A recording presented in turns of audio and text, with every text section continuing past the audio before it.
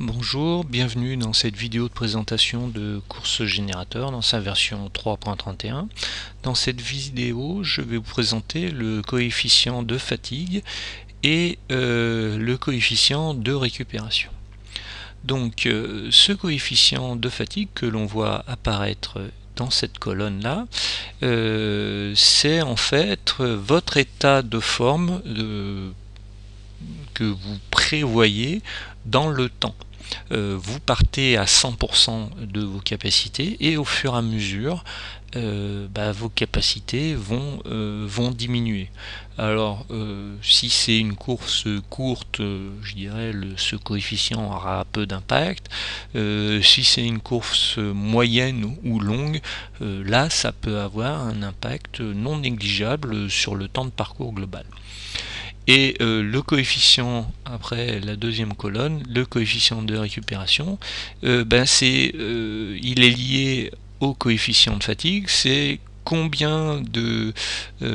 quel pourcentage vous allez récupérer à chaque fois, à chaque ravitaillement. Alors dans certains cas rien, et puis par exemple si c'est un ravitaillement où vous avez prévu de bien manger, de vous reposer, voire de dormir, là vous pouvez estimer que vous allez récupérer un petit peu de forme. Voilà, donc on va commencer. Je vais déjà vous montrer comment régler le coefficient de fatigue sur l'ensemble du parcours. Donc pour ça, vous avez le petit icône avec le cœur et la clé à molette. Si vous cliquez dessus, vous avez une fenêtre qui apparaît avec dessus à quelle ligne on applique le début du coefficient, jusqu'à quelle ligne on va finir de l'appliquer, puisqu'il y a le logiciel qui permet de calculer l'ensemble, il permet de déterminer l'ensemble. Donc par exemple dans ce cas là je pars de 100% et à la fin je vais arriver à 65% de mes capacités, sachant que c'était une course très longue puisque c'était presque 113 km en montagne, donc c'est pas forcément déconnant. D'ailleurs pour vous aider, il y a une courbe qui a été qui a été intégrée dans le logiciel, une courbe de fatigue dans le temps qui est une estimation. Bien sûr que vous pouvez corriger, par exemple ici si je saisis 30 heures, ce qui était à peu près le temps que je prévoyais à l'origine, voilà, il va vous dire que vous allez mettre c'est pas un temps estimé, c'est un coefficient qui est de 67%, que bien sûr je peux après en cliquant ici ou ici répercuter soit au début soit à la fin. Là par exemple je vais le répercuter sur la fin, puis bon, parce que je suis joueur, je vais remettre l'ancienne valeur. Une fois que vous avez fait ça, vous allez cliquer ici et là automatiquement toute la colonne qui est ici est remise à jour, parce que là je lui ai dit que c'était du début jusqu'à la fin. Vous avez la possibilité aussi de faire la même chose mais sur une zone donnée. Donc là, au lieu de cliquer sur le cœur, vous double-cliquez sur la colonne et là vous pouvez dire que de la ligne 438, qui est la ligne qui était affichée ici, jusqu'à la ligne, bon là c'est 438, mais vous pouvez aller jusqu'à la ligne 530, où on va partir de 100 pour aller jusqu'à 50 par exemple. Vous pouvez modifier manuellement. Voilà.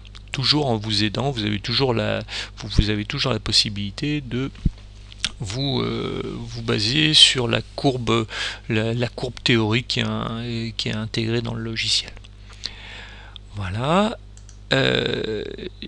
Vous pouvez après vous pouvez mettre un temps de récupération. Donc là on va voir, c'était les contamines ici par exemple, sur le ravito des contamines. Alors on va même aller un peu plus loin. Voilà. Par exemple, pour que ça soit réaliste, donc à ce ravitaillement qui est une base vie, par exemple, j'ai prévu de m'arrêter plus longtemps, de bien me ravitailler, de changer des affaires. Donc là, je vais mettre un coefficient de récupération, par exemple. Alors là, je dirais, c'est un peu aléatoire, mais on peut estimer.